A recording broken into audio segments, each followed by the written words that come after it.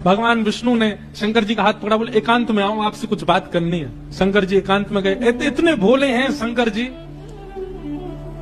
भगवान नारायण बोले देखो ये विवाह हो रहा है, विवाह में मजाक आदि होते रहते हैं, इसलिए बुरा मत मान जाना बात का। शंकर जी बोले हम तो कभी बुरा मानते नहीं। बोले क्यों?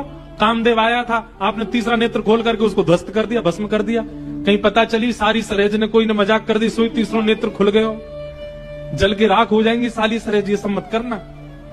विवाह का माहौल है, थोड़ी बहुत मजाक वजाक हो तो सहन कर लेना। वैसे तो आप सहन करते हैं, लेकिन आपके गण कभी कभी उत्तेजित हो जाते हैं, इनको सबको संभालना। और बाकी हम सब चल ही रहे हैं, सब संभालेंगे। शंकर जी बोले मजाक होता है वहां पे? ससुराल में मजाक करते हैं दामाद के साथ? भगवान बोले हाँ मजाक होता है। तो इसका मतलब है हम भी मजाक कर सकते हैं? नारायण भगवान बोले कर ही सकते हो, पर लेकिन